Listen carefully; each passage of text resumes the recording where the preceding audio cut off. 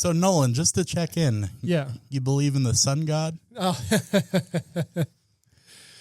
I believe in one God Catholic. Who had a son. There you go. Oh. I was raised That's Catholic, how that is. I don't know. I think I don't want to offend you guys or our potential listeners. But all twos of them. I think like worshiping the sun, like the literal sun, is more, I don't know, what's the word I'm looking for? Reliable. Right. Well, it's kind of tangible, you know? Yeah, at least we know, the sun will rise and the sun will set and the sun so grows far. our crops. Yeah, so far. Eventually, scientists say the sun will like explode or something, right? Isn't that like billions of years from now? Yeah, wow. I mean, it won't affect me. Pragmatist. That's the problem with America is we don't think about the future. Right? You plant a tree not to have shade, but for your, dying sun to have shade. Exactly. To burn in the dying sun. For the red giant that the sun will ultimately become, engulfing us and several other planets. So we are now, instead of a media-related podcast, we are now a science-related podcast, and we are all horribly under-degreed to be talking about these things. You guys are horribly under-degreed. Yeah. I'm normally under-degreed. Physics man over there. Physics and theater. What a weird combo. Hey, welcome to the party. I have enough degrees to not be horribly under-degreed for. I should be on a science podcast. That's what I'm saying. I think you have the You could make it work. Yeah, you have the If you can get a bachelor's degree in business or poli-sci and become Bill O'Reilly, what's his name? Or Glenn Beth? Glenn Beck? Bill O'Reilly and Glenn Beck. Yeah. If you can do that, I can be a science guy. Unfortunately, that guy, Bill O'Reilly, is from my hometown on Long Island. Oh, yeah? He seems like an angry New Yorker. You ever meet him? No, thankfully. I bet he smells weird. He doesn't seem like a good hang. No, that like if people, does anybody know Steve Bannon's like educational background? No idea. Yeah, I was about to say like no real concern. I think. Yeah, I'm not concerned about it either. I'm just thinking like if Bill O'Reilly and Glenn Beck can get where they are or were. I think one of them is dead, right? No, they're both alive. Okay, dead to Nolan. Dead to Nolan. But like if people like if people like Glenn Beck and Bill O'Reilly can get to where they got, like I wonder like what field Steve Bannon came from.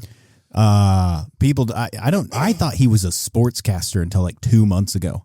I was literally talking to one of you in this room and they're like, yeah, Steve Bannon's a real jerk. And I was like, yeah, I don't like his opinion on the Lakers. Who were you thinking of? I don't know. Yeah, I don't know. I guess he is kind of a commentator / influencer. Like he's like Trump's like advisor. I was thinking like Stephen Sharp or something. Stephen A. Smith. Yeah, that Stephen guy. A. Smith. That's that a guy, right? Completely different Totally guy. different dude. Anyways, I went with it. But yeah, he ran Breitbart, wasn't it? Oh yeah, Breitbart. Oh, yeah. Okay, we could bring that in one day. So what? Speaking of Breitbart, a notorious, infamous media site. What's the story? What are we doing now? What's the format? Welcome to Matt Talks Media.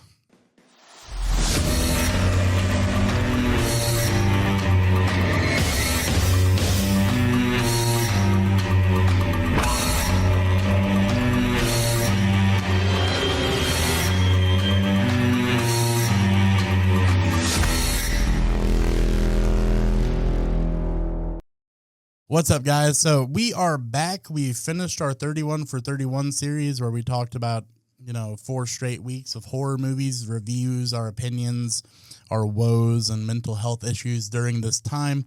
Now we're going to change formats a little bit into a bi-weekly podcast. So every 2 weeks you'll hear from us.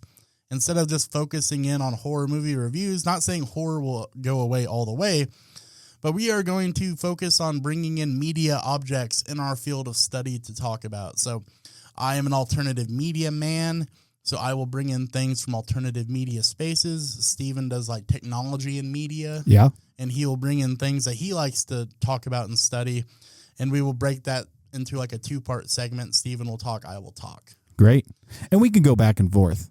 Yeah, we will go back and forth. I promise you we will go back and forth. Also, in the studio today, Dr. Nolan Meditz has returned. He had so much fun on our last 31 for 31 episode. He was begging me to come back. Internally, yes, I was very happy that you asked me to come back. So I just figured he would be a great voice because my media object this week is based on creative writing, and Dr. Nolan Meditz is, he's a poet. He's in our language and literature department, so I'm going to enjoy hearing him weigh in on some of these stories. All right. Nolan, Steven, if you are ready to tell us about your media object, give us all the deets you can, tell us all about it, and then we'll talk about it. All right. So, I don't know. In my mind, I'm stealing some formatting from another famous podcast. If you know who they are, that's on you. So, I have some works cited, some random websites here, the Britannica Encyclopedia, right? Fancy. Not Wikipedia. And there was a book I read a couple years ago, and I apologize if I recall parts of it incorrectly, but it's called Information, The Flood by James Gleek. I don't know if I'm saying that correctly. You know what gleeking is, right? Let's not get too far off topic. Yeah. Okay. Oh, I know. It's just when you roll your tongue and you shoot spit out of your mouth. That's right. That's gleeking. And, I think we're going to do some write-ups here and there, and I might have some pictures, et cetera, et cetera. But I'm going to go ahead and get into it, so let's just take a moment, right? Here we are. Imagine yourself, it's the late 1700s, France, rolling pastoral hills. You're eating a baguette. Maybe you're attending university. I don't know. Everybody's talking about this Napoleon guy, Chipper Chapper. Maybe he's going to amount to something. Maybe he's not going to be. Maybe he's a big nobody. But things feel tumultuous. Revolutionary even. It occurs to you that maybe the government and others might need a way to relay a message across the countryside if someone decides to show up with, I don't know, guillotines or elephants, right? Unfortunately for you, electricity remains a parlor trick, and cell phones are for the bourgeoisie, right? So you call your brother up and whip up an idea to do the first telegram, right? So the word telegram, I don't know. Nolan is a linguist. He can tell us. The word telegram is French. Can I say that? Can I say a word is French? Well, all right. It's Telegramma. It's taken from Greek. Oh, my bad. Wrong again. This is the story of Claude Chappe. I don't know how to say it. I'm not French.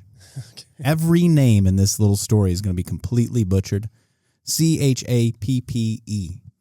And in 1791, he devised a system for an optical telegraph called the Semaphore. Sounds good, right? Sounds sexy. So, until this, long-distance transmissions of any sort of technology are limited. African drums are something that's been brought up and discussed, just, using drum beats to communicate across large distances in different parts of Africa, particularly like the Congo and stuff like that. So this is known. Smoke signals, if you grew up around any sort of indigenous peoples in the Great Plains, you're sort of aware of the idea of smoke signals. Cowboys co-opted those a little bit later.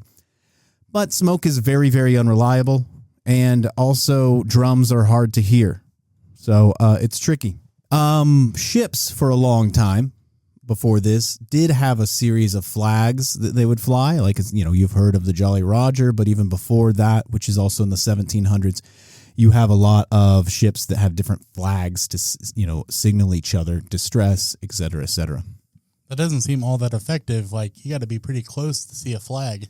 Well, you would think that's true, right? The problem with ships is that they're moving, right? So maybe you see a ship on the horizon, even if it is 60 miles away, because you can see the Devon Tower from about 40 miles here in Oklahoma, central Oklahoma. You can see about 40 miles away if you're kind of high up and it's a nice, beautiful, clear day, right? So what's the farthest? That's how I know I'm getting home, driving over, right? So, these two brothers, Cloud. Let me get up on there. Claude and Ignatius Chappe. Chape? I think it's probably Chappe. Chappe? I studied French for 4 years. Did you? Right. Are you serious? I'm very serious. These guys get together and they come up with the first optical telegraph, the Semaphore. 19. I really want to say 19 over and over again. 1791. Impressive. It is impressive. These towers, it's kind of a hit. People like it. It works. You know, they start building these towers 3 to 6 miles apart, depending on the countryside, right? And imagine this. It's a nice, tall, slender tower. And from the top, 2 arms spray forward, right? You know, 2 rotating arms. Each position has a different letter associated with it. It can represent something like 36 characters. And, you know, you have a guy living in a little hut below it with his different French cuisines and maybe a goatee. Is that historically accurate? Does that sound right? I think in the 1700s there may have been. I think the mustache may have been nice more. Long goatee with the mustache. Yeah, maybe I don't know. Maybe this was pre-mutton chops. Mutton chops seem like an 1800s kind of thing, right? Yeah. So yeah, Okay. I'd go mustache. Yeah.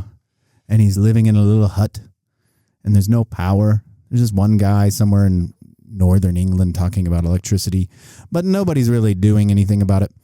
You got these towers, they're 3 to 6 miles apart, and they can establish a line of them between Lille or Lille, again, another French town I don't know, and Paris, that is about 120 miles away, and they're able to transmit a message in about 5 minutes.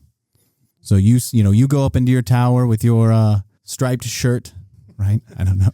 Is that historically accurate? Yeah, maybe. For some reason, to me, in the late 1700s, a working man in France is a mime. And maybe a boater hat. Yeah. You know? I don't know. And I apologize to any French listeners if it's wrong, but if it's right, Steven, aren't I we am all doing well? offended.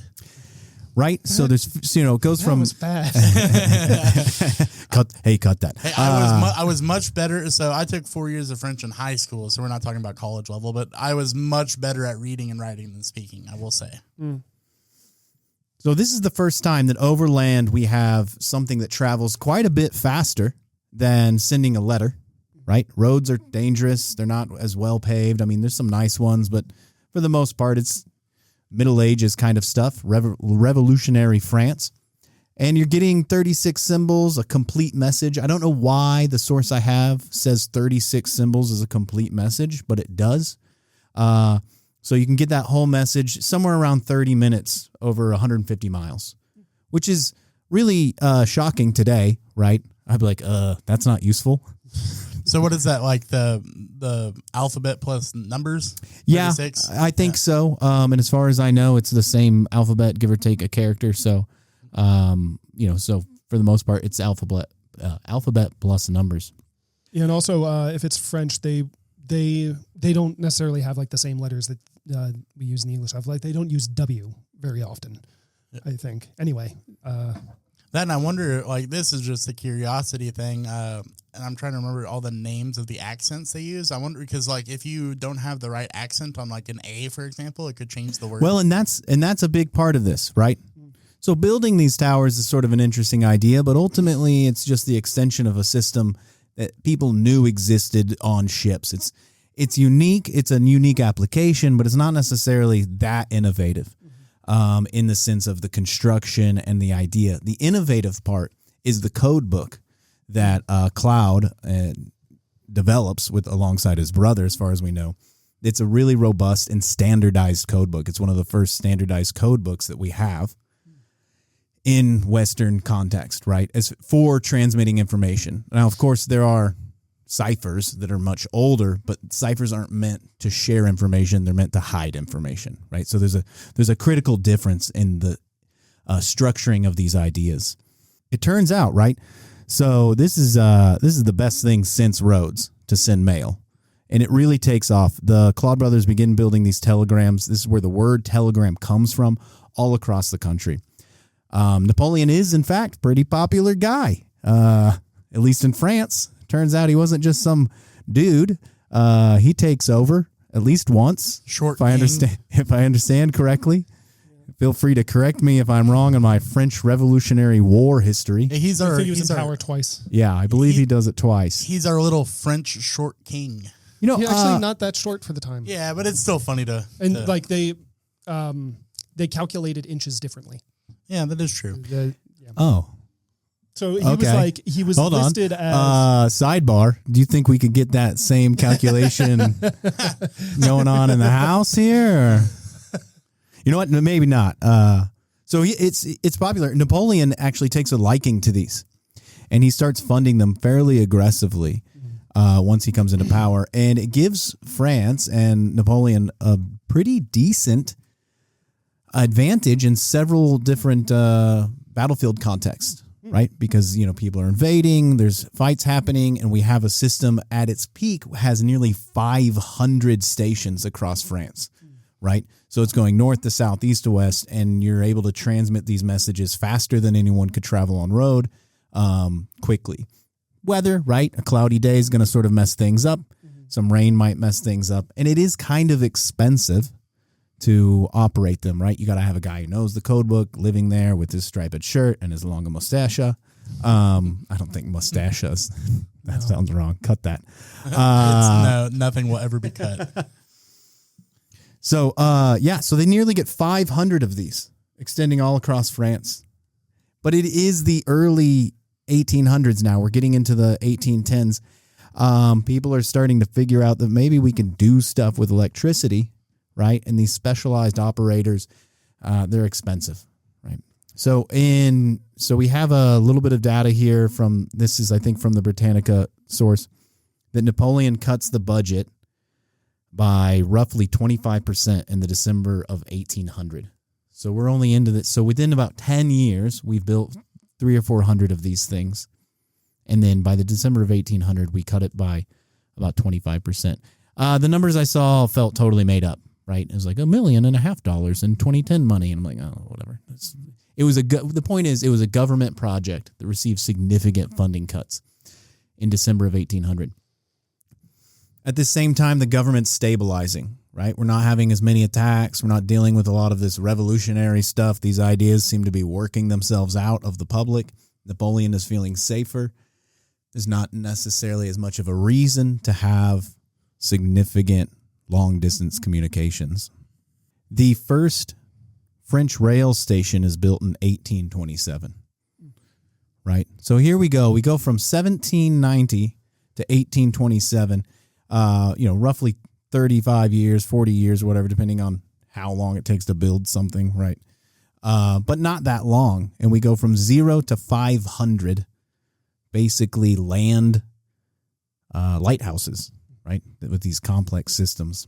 But with the French, go ahead. Oh, that's kind of a cool comparison, just like calling them land lighthouses. Right. Yeah. They're these objects, right, and they're tall. It depends on where they are. There's some that are still have been rebuilt. Some of them are very tall, maybe, meters, 3, 4, 5 stories. Some of them are a little bit shorter because they're already on a hill. So there's not like a standard construction technique for the towers themselves. But the key is, the messaging arm, these two rotating arms on kind of a T, they are standardized and they have a code system, a Morse, I'm going to say Morse code in a second. So people start finding interesting ways to combine electricity. Electricity starts becoming on the forefront. We start getting rail stations in 1827. Rail line post becomes more accessible, cheaper, faster in the early 1800s there. And then some jerks, some English guys show up and put you and your brother out of business. You in this case is, I guess, Claude Chappé. And they invent the electrical telegraph in 1837, right? So here we are 47 years later, and by the mid-1850s, the semaphores and the systems and the employees that all work for them are gone. None of them at all are even being occupied or staffed, because they've now built electrical telegraph lines all alongside rail lines, which are being cut through all over the country and, all over Europe by that point. So, so this is really fascinating to me, right? It's a government project. It's like, hey, if the United States said, hey, we're going to build telegraph lines all over the country, it cost millions of dollars. A bit behind the times. Behind the times, but I would take it. Any infrastructure project, really. Any infrastructure project requires government backing.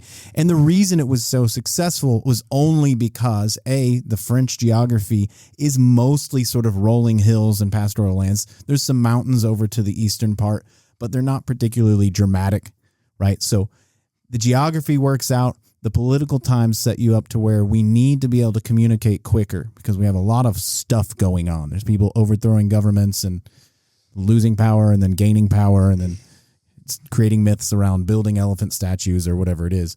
So it's a really a socio-material building project that goes on for almost no time at all. 40 years, 50 years tops before it's completely gone. And it wasn't even until the early 80s, 1980s, that they started kind of finding some of these sites and reconstructing them as historical sites. And for a little bit of context, I teach Intro to Mass Comm, and like that amount of time for information communication technology is like a blip. Yeah. It's like a blip. Right. I mean, writing is around for however many thousands of years, right? Roads as well. Even at this point, the internet is older than the age of these semaphore or optical telegraphs. Was there a risk of losing the code books, or did they preserve them and just the towers went to pot? Right. So this is really where this whole object kind of coalesces, is that these code books are picked up by Samuel Morse, right? In Morse code, he knows about these. He's seen them. There are some optical telegraphs, or semaphores as we're calling them. They get built in England, but honestly, they don't work as well, right? It's more coastal. There's more mountains. There's not really as much of a reason, and it's not working quite as well. But the code books are picked up by Samuel Morse, and he invents in 1838, just a year or so after the electrical telegraph, the Morse code book, right? That explodes into dozens, if not hundreds of different standardized code books for sending electrical telegraphs, but it all is very easily traced back to Claude Chapet or Chapin, whatever, right? How many times can you say one man's name wrong? A lot. A lot. I did it for a and whole I'll do year. it forever. I did. I pronounced Steven's name wrong for an entire year, and he never corrected me. That's true. Because why? Right. So here you are, right? This is the story of the semaphore, these sort of towers of information that kind of held together bits and pieces of the French Revolution, and in legacy developed what we kind of became to know as Morse code and different code books, which of course become in many ways the foundation for the thinking around information science and informatics, and Claude Shannon's paper around communication theory. So, and that's my object. That's my thing. Rad. So you made a short quip earlier, kind of about like if the United States decided to put in telegraph lines all over the place. Can you imagine trying to teach this generation of college students how to read Morse code in case they got a telegraph? And that's the thing, is they did, it was so quick. You get them interested in it, they'll pick it up. The adoption of the electrical telegraph, which is really based off of this, the word telegram comes from the beginning of these semaphores and these optical telegraphs. It means far written thing. Right, which is cool. That is cool. Also, why do you just know that? You get to learn some etymology. Like when you're a word doctor, you learn a word or two, buddy. That is true. No, that's just impressive. Like I don't know if I have like a fact like that in my back pocket. Well, like the way that television is far seer, telephone is far speaker, like that has that same kind of through line the entire time. So that is really cool. And they developed a lot of code books, right? So the telegraph line went up all over the United States very fast. Again, the first patent that we sort of credit people with for the electrical telegraph is 1837. By the 1860s, even in the United States, is not uncommon for middle-class people to send a telegram, right? And they had many of them, different companies would have these books, these code books, which are like, okay, this is a G, this is an L, whatever it was. So it wasn't strictly Morse code that persisted. It was a lot of different proprietary ones. So they never ended up with a like standardized book. It was just not really. Different companies had them. As Bell Labs sort of becomes more and more of the monopoly that we saw it become, it kind of pulls in different books and it revises them, and they send out here's this year's edition and here's this and that. And it's a very specialized job. You might have a couple of them. You might be an operator for 2 different lines until they get merged, but it never is like strictly universally standard. Even Morse code had to be updated almost immediately in like 1839 or maybe 40. I don't want to say specific years because you always get in trouble, but because the original code didn't have any way to do foreign letters or diacritics or what, or like emphasis or whatever it was. So it was based around English, and they're like, well, we can't say certain things, so they had to update that pretty quickly. No, that is really interesting, and I think that knowing what I know about your research background, that I kind of blending in communication technology, media, I think that like really hits the nail on the head. Yeah, I do too. I like it. It's one of my favorite little thoughts is that this random object or series of objects were built and led to kind of how we understand technology, because this is how many pieces of information can be sent per minute.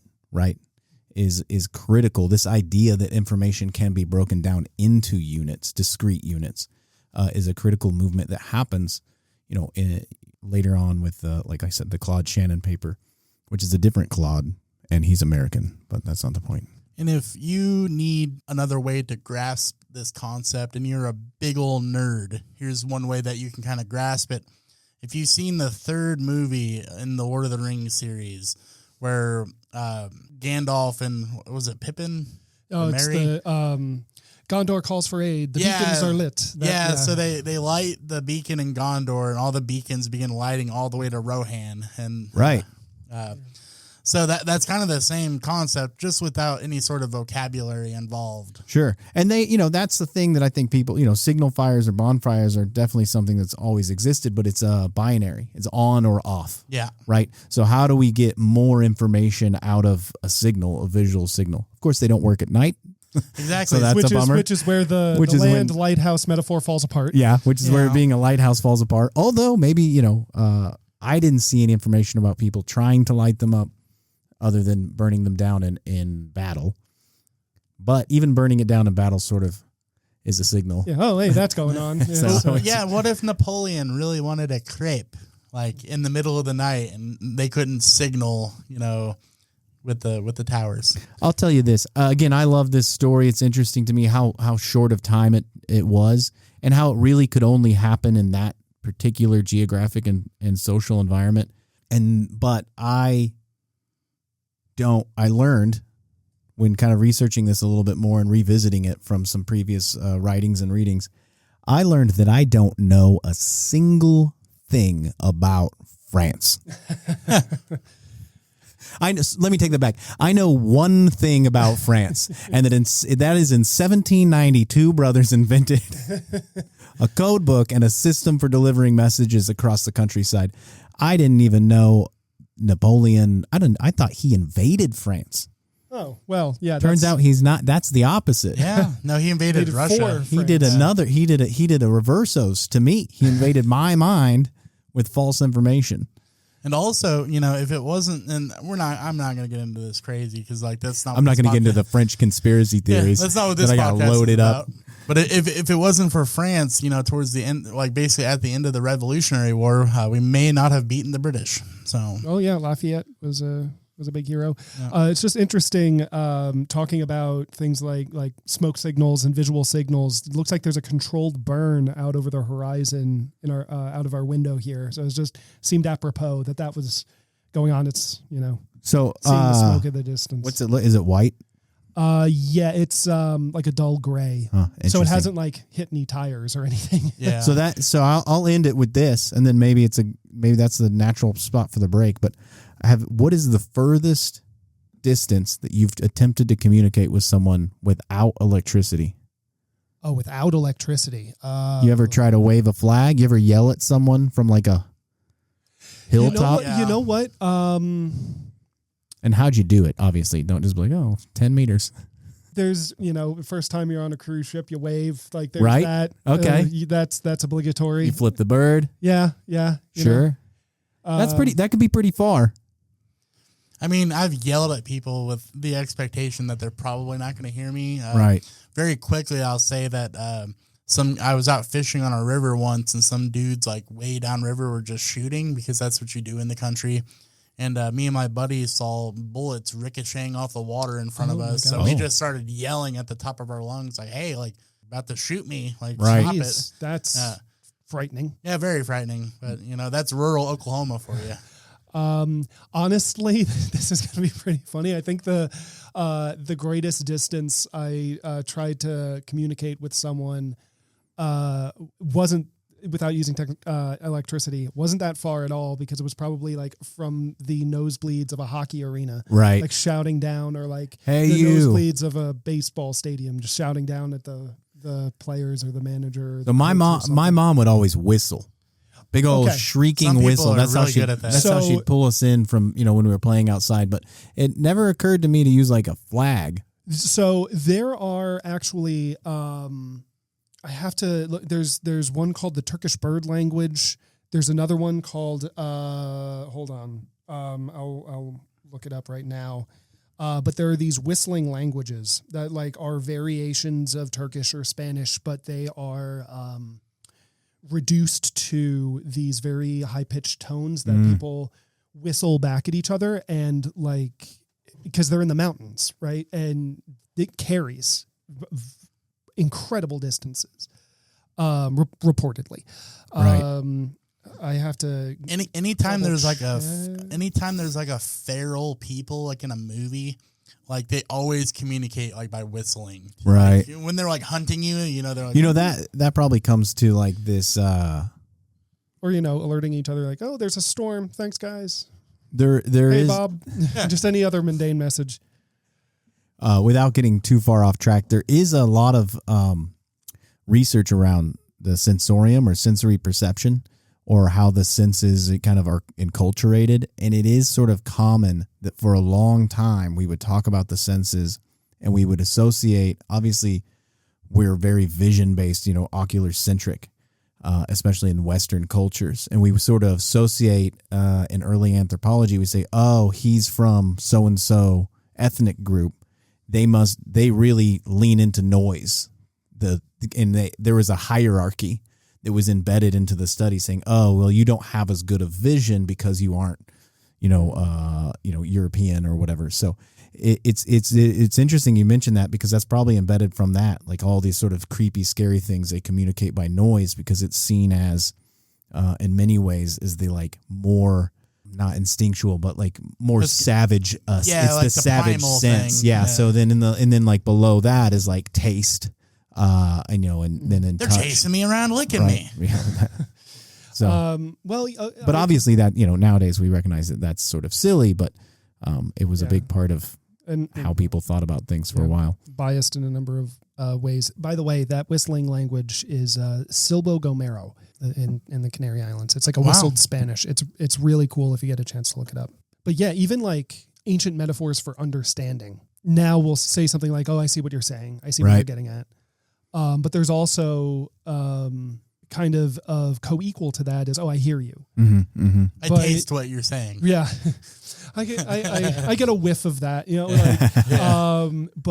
or I feel you. Like there's something that when you say something like, I feel you, I hear you, that seems to be resonant on a more like emotional level. I see what you're saying seems to be more coded towards like this rational understanding. Right. Like intellectualism or something like that. Yeah. And I wonder if that's something that is apparent in other like cultures and languages. I remember a poetry professor once telling me about how a lot of like ancient Greek metaphors for understanding were based around listening. Sure.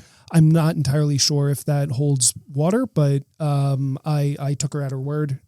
She was a classicist, so professors do be lying, though. Yeah, I had a professor. As we well know. I had a professor in grad school that like got critically upset when we were talking about the differences between collectivism and individualism, and he was just very upset, saying that doesn't exist. Okay, I think that's an interesting take, because I think Western cultures and Eastern cultures like are very different. I mean, that's typically the line that they sort of draw, is this idea of collectivism and individualism. But I don't know. Like he got like heated, because it was a media ecology class, and like he got super heated to the point like he was visibly upset about it, and I was like, this is weird. And I think we were talking about the difference between like what first world and third world means, and that comes out of like Cold War America, like Cold War.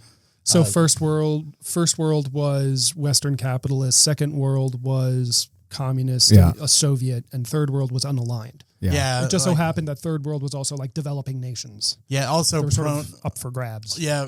I think they also put an emphasis on that third world, like prone to taking on like communist like government structure. But yeah, I just think that that's very interesting how this all you kind of take all this in, and it does really relate to media objects and how we discuss communication. Right. So with that being said, we're going to jump into our first music break of the episode. So we're going to get very local with our first music track. Respair is from Oklahoma City, which is just right down the road from us in Weatherford. And they just dropped this single titled Thea's Mantle. From their Bandcamp page, they say, forged in a land marked by disasters, oppression, and domestic terrorism, Respair formed in 2023 out of the ashes of previous bands. Named for the return of hope and after despair, their sound moves between bleak heaviness and explosive triumphant intensity. So this is Thea's Mantle by the band Respair.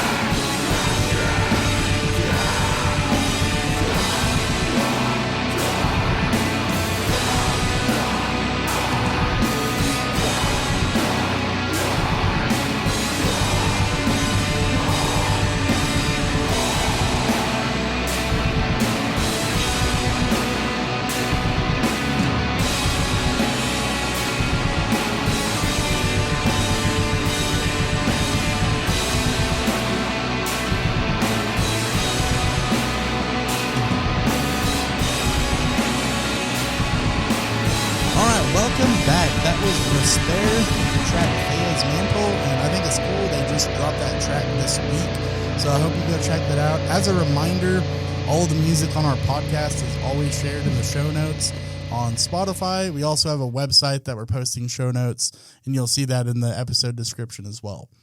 So Steven talked about, can you remind me of the name of that term? Semaphore. So he talked about Semaphore, the deconstructed urban lighthouse, the on-land lighthouse that didn't work. The on-land lighthouse. It did work. It worked really well. I mean like the lighthouse metaphor. Oh, my metaphor Yeah, fell the metaphor apart. didn't work, unfortunately. Well, what am I, George Lakoff? Yeah, so I'm hoping you're not listening to this at lunch or dinner time because this may make you hungry.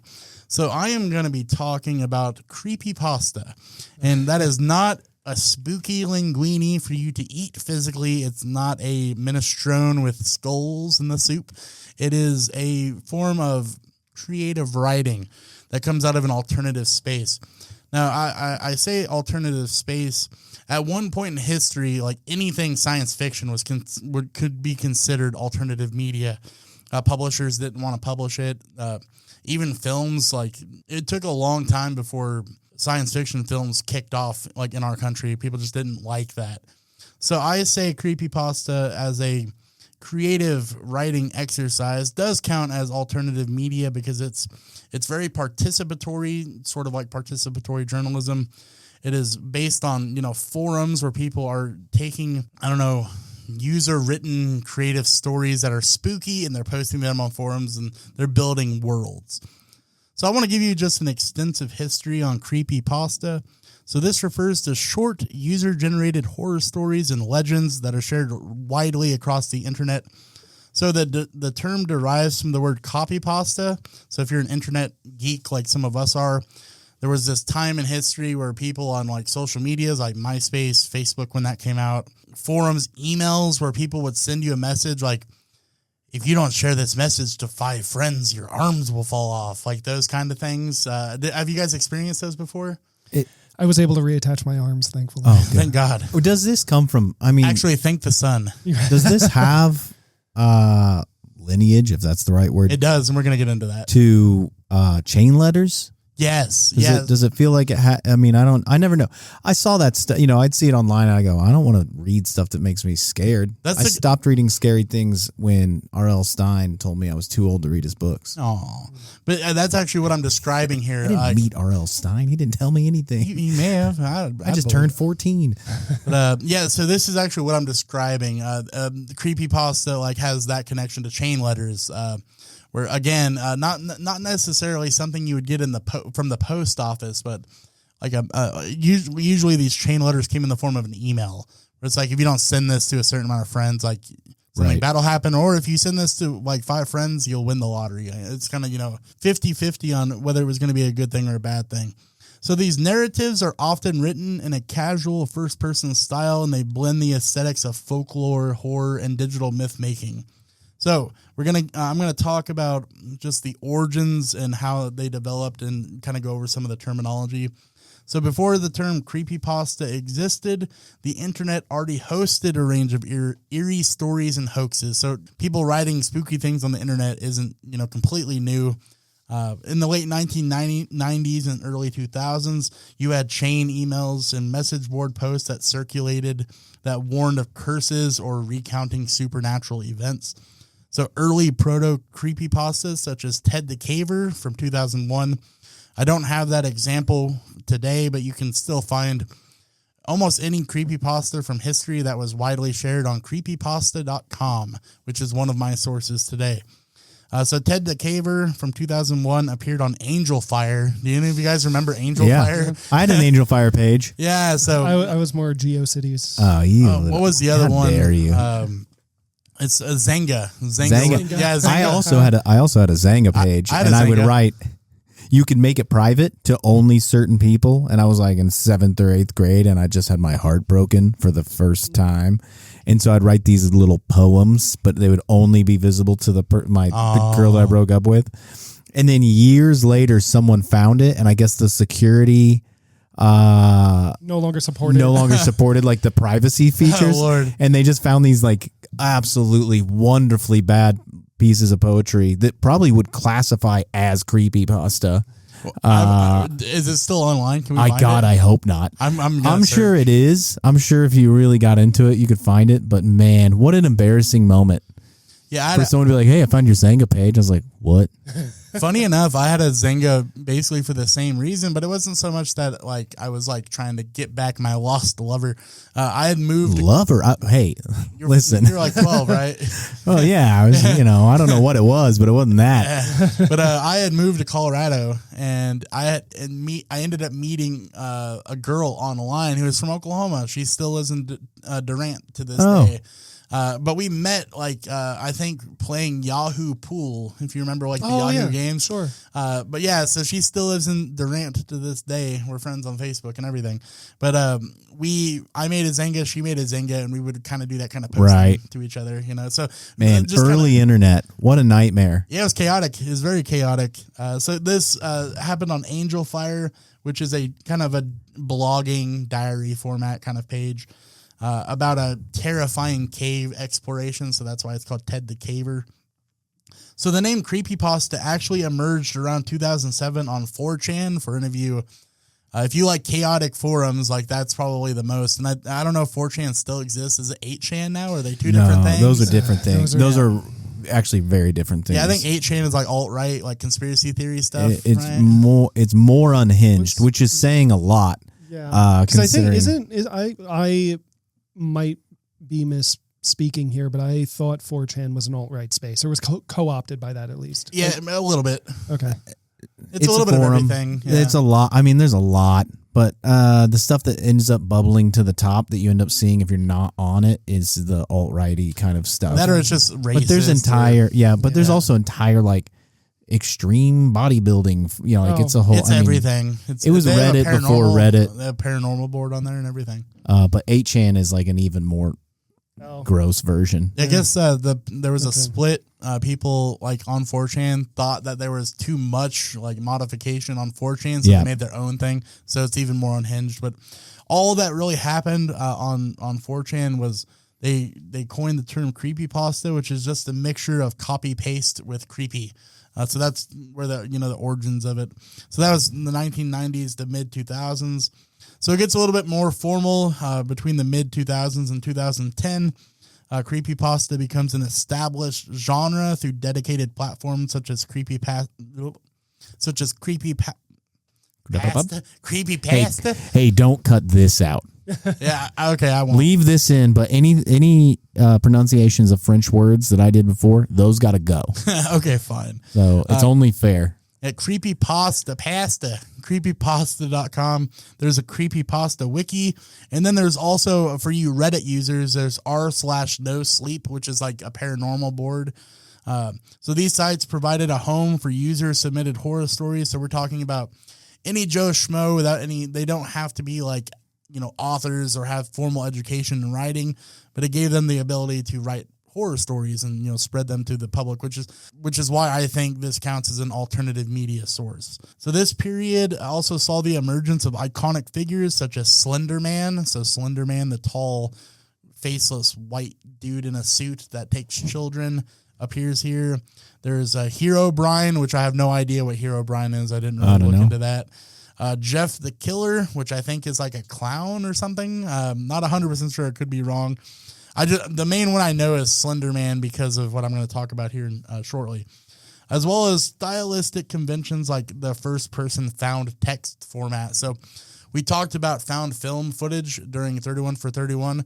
This is the same thing, but instead of seeing a film, you're the story is you find this writing and then you read it. Right. You find a journal. Yeah, you find a journal, you find a note. Is there any historical found writings as sort of a narrative vehicle? Well, what is that?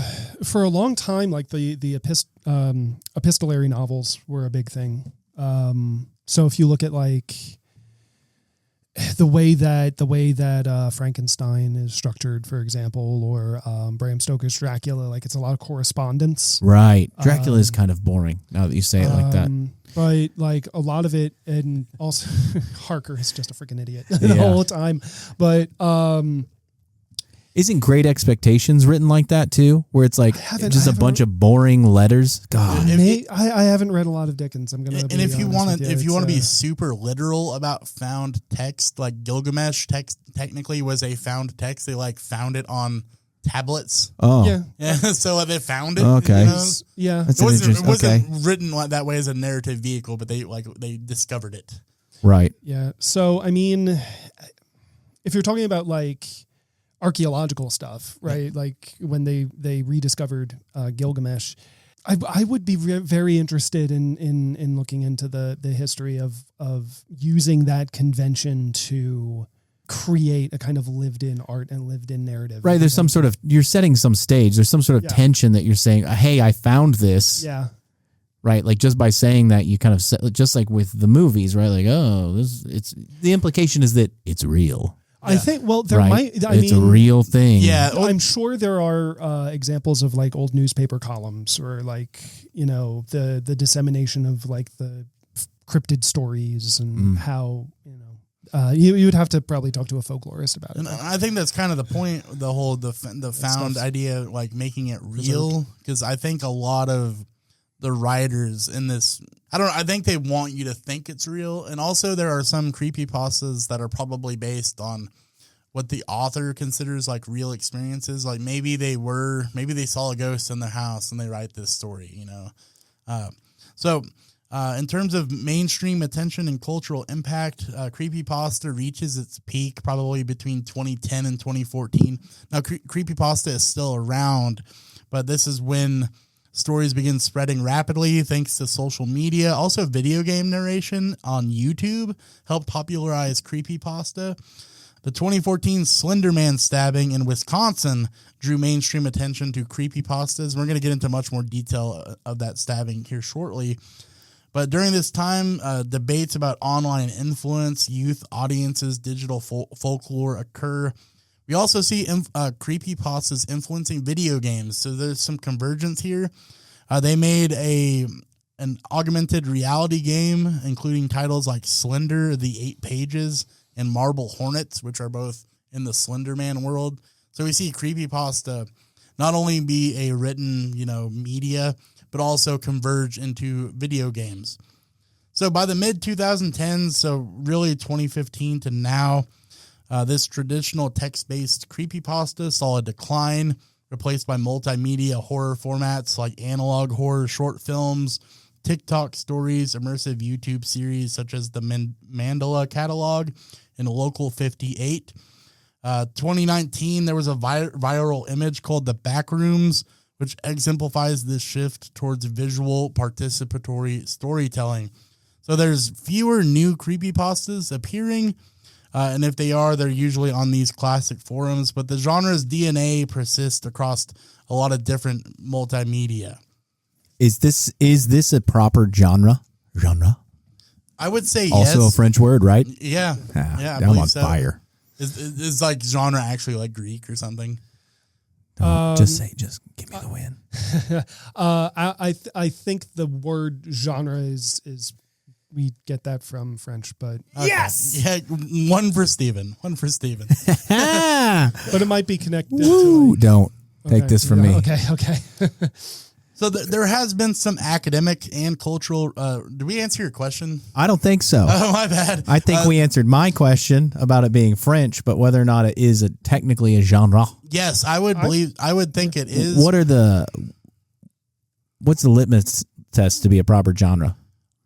Genre? Well, genre is just the way to categorize things. That's all genre means. I would say as long as there is there's a set of shared expectations between the creator of the work and the audience for the work, you're working within a genre. Yeah, so if you look at the creepypasta.com, for example, which is like a repertoire for creepypastas, they all have a very similar writing format. Like a creepypasta is, I don't know, it's a very specific kind of short story. So the way the narrative is, the way it's designed. So yeah, it's very much its own genre. Okay. Yeah. I'm just checking. I mean, I don't I'm just asking. Well, I'm not even asking questions. Yeah, okay? well, that's the point, right? Like, we're supposed to be educated. You tell me. I don't know. You tell me. It sounds like it would be. It sounds like there's an expected form. And if you would have gave me like 10 more seconds, I would have answered this in my notes. Thanks a lot. All right, fine. You know what? I'm going to give you 20. Nah, I'm kidding, buddy. No, I love it when anybody asks questions about what we study. I think we we get to pat ourselves on the shoulder like, oh, I learned about this, and I get to tell you about it. But so it's become the subject of academic study in digital folklore. It's got this participatory culture. It's a part of media studies now. And we also call it a form of digital Gothic. So this is a participatory evolution of oral folklore within online communities. So many educators are using Creepypasta to illustrate participatory storytelling in the blurred boundaries between fiction and perceived reality. So the first thing I'm going to talk about as an example, I will be posting this on our website. Again, the link will be in the description. It's not a .com yet, so it's got this stupid long URL, so I'm not going to word for word give it. So it'll be in the description of the episode. This is called the Backrooms, which came out in 2019. So this was posted, I believe this is Reddit, just by looking at it because it's /X thread. So the Backrooms was posted online. We believe it's from 4chan by I don't know the way the thread is set up. So this was transcribed from an archive. The grammar and punctuation are preserved. Again, you'll be able to see this on the website. That way it makes sense. So I'm going to read this. It was an anonymous post made on 5/12 of 2019. It says, if you're not careful and you no clip, so no clip means, so if you play a video game, sometimes your character or the object you're playing as accidentally goes outside of the map and it's not intended to happen. That's called no clipping. So it says, if you're not careful and you no clip out of reality in the wrong areas, you'll end up in the backrooms, where it's nothing but the stink of old moist carpet, the madness of mono yellow, the endless background noise of fluorescent lights at maximum hum buzz, and approximately 600 million square miles of randomly segmented empty rooms to be trapped in. God save you if you hear something wandering around nearby, because it sure as hell has heard you. And what accompanies this text is this weird, it is like a yellowish room with this weird yellow carpet, fluorescent lights on the top, and you see like a bunch of random walls and kind of walkways that you can go through. The origin behind this story is it was from 4chan. I had to look further in my notes. So this began as a thread on 4chan on the paranormal board, which is /X/. I guess that's how 4chan is a little bit different than Reddit. On May 12th of 2019, where an anonymous user asked others to post disquieting images that just feel quote unquote off. So the image sparked this phenomenon that shows a large carpeted room with yellow walls, fluorescent lights, shot at a Dutch angle. And I'm not, I guess, an official, photographer. Does Dutch angle mean anything to you, Steven? It means when your camera is tilted off the horizon. Okay. So, you're going to do this if you're trying to impart a sense of uneasiness, right? Because it disrupts the normal visual field. When I look at the horizon, it's more or less flat unless I'm standing on something weird, right? So if you intentionally skew that, it creates the audience is like, what the hell's wrong? So does this image look like it fits that kind of that narrative? There's two of them there. The first one, a little bit, yeah. But the second one is pretty straight on. Yeah, but it's still kind of uneasy just because of the lighting it's creepy. I will give it that, but there's no Dutch angle. I don't think so. It actually kind of reminds me of the screensaver maze, the old Windows 98 screensaver maze. Oh, yeah. Remember that? And then at some point you're allowed to control it. Yeah, yeah. So I will say that both of these images, I would feel a little bit uncomfortable walking into that walkway. The second one, it doesn't have the Dutch angle, but I think it's more unsettling than the first one. I feel like in either of these situations, I'm in a hospital gown for some reason. Yeah, I would just wake up in a hospital gown. What is my surroundings? The writing is? Would you call it good? I don't know. I don't know what is good things. I will say, and I know that you know that there's a word for this, Nolan. It feels like the language choices in this little writing, it feels like it's very chewable. I will say Creepypasta does not have a set length because there are those challenges where like write a horror story in a sentence. Right. Those also fall in this realm of Creepypasta, but also some of them are like really long. I saw some on creepypasta.com that were like hour read. Right. Yeah. I'm sure there's some super long ones. Yeah. So in terms of like the quality of the writing, when you say like chewable, do you mean like you digest it? No, it just feels like it has a mouthfeel to it. It feels like when I read it, I feel like I might have like pennies in my mouth. That sounds like synesthesia. Not blood, but I know that you know that there's a word for that. I love hearing the word synesthesia. So there's like in terms of a prose style, where it's nothing but the stink of old moist carpet, the madness of mono yellow, and the endless background of noise of fluorescent lights at maximum humbuzz. I just feel like I'm chewing on a lot of that yum yum, humbuzz, like goo in my mouth. No, I get what you're saying. Horrifying goo, not like a love goo. God damn it! You can cut that. That's staying, buddy. But yeah, so there is definitely this aesthetic where it feels like it's coming from an acid casualty. I get what you're saying. There's a tactile weightiness to it, grounded almost like Anglo-Saxon kind of the alliteration and the. It's a B paper, is what he's trying to say. It's an A idea with a B paper. I don't know. Anyways, sorry to interrupt. I feel like I think that's a legitimate question. I mean, part of the reason that I wanted Nolan to be here was to just, I don't know, help us conceptualize like this as, written work. It may be easier in the future if I would have given you guys my notes, ahead of time. I'm like, hey, Nolan, look at this writing. Like, that way you can come in and actually talk about it rather than just listening to me talk about it and then having to form a snap judgment. Yeah. But we'll learn. I just think it's interesting. That's just one of the more popular examples of creepypasta that popped up in my research. One thing I want to talk about next is just how creepypasta has moved not only, in the media world, but how it's impacted the real world outside of the computer screen. So we're going to talk about the Slenderman stabbings. We mentioned that earlier when I was kind of, giving a historical look at creepypasta. But sometimes media does have an effect on us outside of, the actual, viewing device, which, most media researchers would agree with that. We have whole theories on how media affects us, personally, like parasocial relationships and cultivation theory and all that good stuff.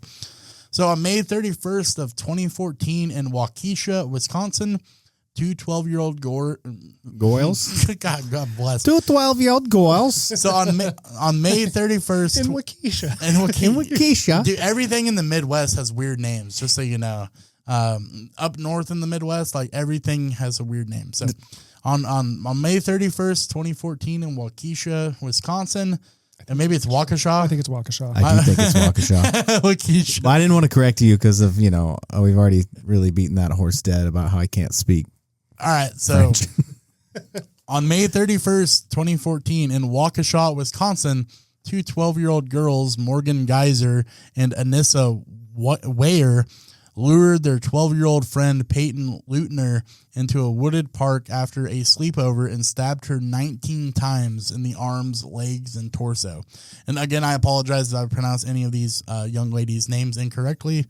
Midwesterners have interesting names sometimes. So they claimed that their motive was to prove the existence of Slenderman, which again is this prolific character from the creepypasta world, and become his proxies. So these are followers who serve him. So they said that they were scared that Slenderman would harm them or their families if they did not comply. So they think that if they killed this girl, Slenderman would take them in as like servants, followers. But if they didn't do it, that Slenderman would hurt their family. So the victim crawled out of the woods and was found by a bicyclist. Surgeons said that one of the stab wounds missed a major artery by less than a millimeter. So stabbed 19 times, thankfully survived. What was the outcome of this? So both girls were charged as adults with attempted homicide charges. Again, these are 12-year-olds, which I think that's kind of interesting, right? I mean, it seems pretty extreme to me. I mean, the crime was extreme. Yeah, I don't want to downplay that at all, but they're 12. They're to try 12. them as adults feels sort of almost seems, I don't know, gratuitous, I guess. Yeah, a little bit. Especially once they say, oh, we're enacting an internet fantasy. Like, okay, you're definitely 12. Like, once you say that to me. Yeah, exactly. But I don't know. I'm not a lawyer, and I don't really know what the difference between saying, hey, this is a child murder, as in a child is committing a murder, or, hey, this is an adult murder. Like, what is it? Yeah. I don't have the legal expertise. Or like the complexities of Wisconsin state law. Right. Oh, yeah. We always just assume like, oh, they were tried as an adult means some sort of more seriousness to it. But maybe it doesn't. Maybe being tried as a child has like a longer, like they don't go to. Well, I think there's more requirements, right? Like you have to do X, Y, and Z, and then you're monitored by the state or something. Maybe they won't. And it doesn't usually go on a permanent record. Like usually if you commit a crime as a child, like once you turn 18, like it's like wiped away. I don't know. Yeah, I don't know. That is a question for a legal expert, not me, for sure. So some of this may help answer your question. I don't know. Morgan Geyser was later found to have a diagnosis of early onset childhood schizophrenia, displayed hallucinations, and some other mental health issues. In 2017, Anissa, her partner in the stabbing, pled guilty to being a party to an attempted second-degree homicide, but was found not guilty by reason of mental disease or defect. She was committed to a psychiatric institution and sentenced to 25 years to life with stipulations. Morgan Geyser accepted a plea and was committed to an institution with a sentence of 40 years to life in a mental hospital. So what this case really did was just bring creepypasta to the limelight, to, the mainstream. I'm sure the average American probably had no idea who Slenderman is and probably still really doesn't. But when you turn on the 5 o'clock news at night, you're sitting there and you're hearing about these two girls that tried to kill their friend due to some, thing they saw on the internet, it's going to cause scared parents to really, look into what their kids are watching on the computer. So I think it puts this idea of horror fiction with real world violence, quote unquote, like in the limelight of the media. And that happens in a lot of places, right? You hear about kids playing Grand Theft Auto and, the media says, oh, well, Grand Theft Auto is going to make your kid violent. Or your kid plays like first person shooter games and the media says, oh, well, this is going to make your kid more likely to go shoot a school or something like that. We hear these arguments all the time. Right. Yeah. I mean, constantly. All the time. So the last thing I'm going to do is I've generated a creepypasta. So I'm going to admit, and I don't feel guilty about this. I think sometimes it's fun to play with AI. So I told AI to write me a good creepypasta. So this is an example of what AI, so specifically ChatGPT, thinks a good creepypasta story is. So what I want you guys to do as the audience is, so I'm going to post this on the website as well. I want you to listen to my narration, and then I want you to go to creepypasta.com and compare this to another creepypasta, and let's see who has the better creepypasta.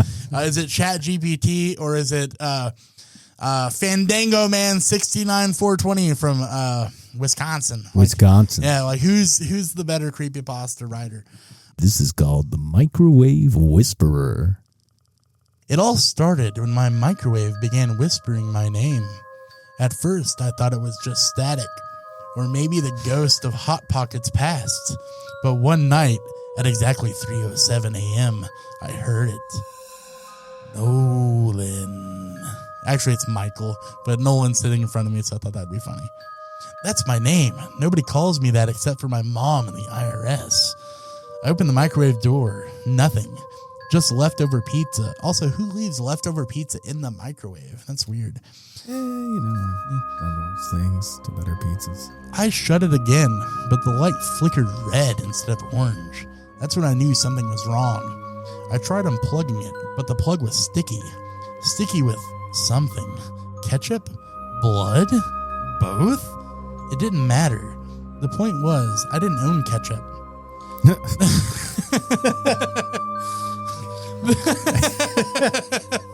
This is the best creepypasta I've ever. Got me. Wow. It's just terrifying. The next morning, my neighbor, Old Man Jenkins, who I've never met but somehow knew his name, warned me about the appliance curse. He said they talk to you before they eat you. And then he coughed up a screw. Right. I didn't believe him until I came home and found the microwave door hanging open like a hungry mouth. My cat, Mr. Fuzzums, was gone. Only his collar... Not Mr. Fuzzums. Mr. Fuzzums. He was gone. Only his collar remained, spinning slowly on the glass turntable. The microwave dinged. Dinner's ready. I screamed so loud that the toaster fell off the counter. That's a loud scream to make a toaster fall over. When I looked at the digital display, it wasn't numbers anymore. It said, "Hello, Michael," with a smiley face. That smiley face was the worst part. It wasn't even symmetrical. I decided to fight back. I took a hammer and swung at it, but the hammer bent. The microwave laughed in static. I'm assuming that's what a laughter in static sounds like. I ran out of the house into the rain, but my phone buzzed. A text from an unknown number. "You left the door open." I looked back. My house was glowing. I swear the kitchen window blinked at me. It's been 3 days. I'm hiding in a motel with a mini microwave I stole from the lobby. It's been silent so far, but I know it's only pretending. Last night, I caught my reflection in the microwave door, only it wasn't me. It was my pizza, and it winked. If you're reading this, check your kitchen. Did your microwave light just flicker? If it did, you might already be reheating your own doom. The Microwave Whisperer. On a scale of 1 to 10, Nolan, how good was that story? That's -2. -2 from Nolan. Mr. Fuzzums. You don't go for Mr. Fuzzums. No, but honestly, like, one of the things that we won't get into the ethical stuff with AI, but it's just you remember that those memes that were going around for a while on social media where it's like I trained a bot on 1,000 hours of slasher films, and this is the first page of the screenplay it wrote. It's still that to me. Like a lot of like. I love a lot of those posts, by the way. The point was I didn't own ketchup. A lot of them are fun and, silly. And the idea of, you're a waste of age is one line that I recall from those things. But like, why did Old Man Jenkins cough up a screw? And who I never met before, but somehow knew his name. It's just I don't know. It's AI slop. It's a war generator. You know what? I bet you it did scrape creepypasta.com because I asked it to write a creepypasta. That ketchup bit reminds me. I think maybe it was The Naked Gun or maybe an airplane, but they're delivering a line where he's like, I really can't remember, but it's like Leslie Nielsen. And he's like, and then it hit me like a wet bag of bricks or whatever, and then just like a wet bag of bricks hits him like. I'm sorry. It was wet, like a wet, sloppy towel. And you're like, yeah, well, that's, whatever. So I'm sorry if the AI offended you. It was mainly for comedic value. I will say if you want like a true creepypasta experience, creepypasta.com has like hundreds and hundreds of pages of like supposedly human written stuff. You don't know. People like could be written by a ghost. Yeah, well, it could be written by a ghost. It could be written by ChatGPT. You could have ghosts in your house. It could be written by the ghost of Mr. Fuzzums. Inside of your electronics, inside of your refrigerator, there's a ghost. A poltergeist. A poltergeist? That'd be terrifying. Oh, poltergeist. Oh, God. There's a creepypasta for you. Oh, yeah, there we go. Wait, what do you mean? What do you mean? Poltergeist? Yeah. Like ghost geese that are noisy. Okay. Just poltergeist. You guys, noisy it ghost. seemed like you're poltergeist. Poltergeist. Yeah, poltergeist. What are you saying? Poltergeist. Yeah. Yeah, Okay, so the start of the word poltergeist. Right? So Wait, hold on. Start again. The start of the word poltergeist. Poltergeist. Yeah. Poltergeist. Yeah. So poltergeist. Yeah. Right. That's what I was saying. We're trying to be cute.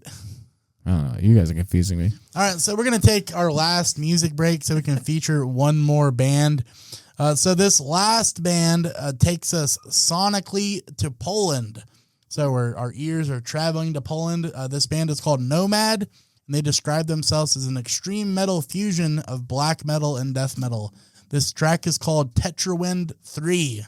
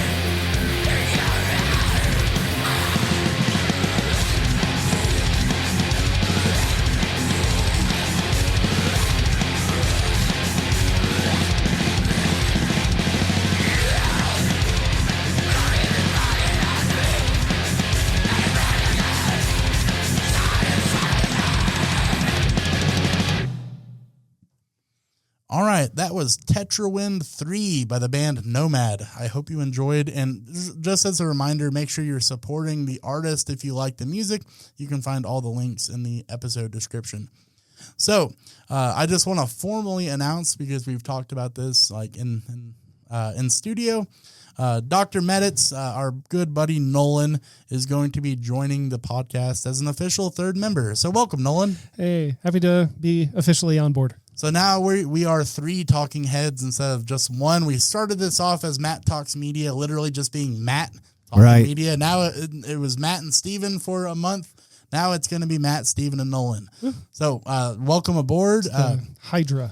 Yeah, I'm that. And you're the one in the middle. No, you know that image where it's like 2 mean dragons and then a derpy one. I'm the derpy one, and you guys are the. No, Steven's the derpy one. Whatever, man. No, you already said it. You already said it. You messed up. I've seen the meme where it's like 3 derpy ones. Oh yeah. Well, maybe it is 3. I don't know. I'm the body.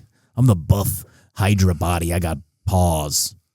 Paws? I don't know. Or talons. I'm a body. I don't have a brain. I don't even know about me. You know about me. All right, guys. So we talked about. Can you say that word again, Steven? It's been a little while. Semaphores. Semaphore. Or the optical telegraph. Yeah, the optical. The first telegram. The first telegram. The optical, I don't know, on-land lighthouse, right? On-land lighthouse. Kind of. So, and we talked about creepypasta. Again, not something you can eat with a fork, but, some spooky horror-related stories written by these underground enthusiasts. So, next episode falls on Thanksgiving, so we will not be in studio, but I have a bonus episode that I will be posting for you guys so you don't miss us. We will be back in December with another installment of Matt Talks Media. Thank you guys so much for listening. Bye, everybody. Goodbye.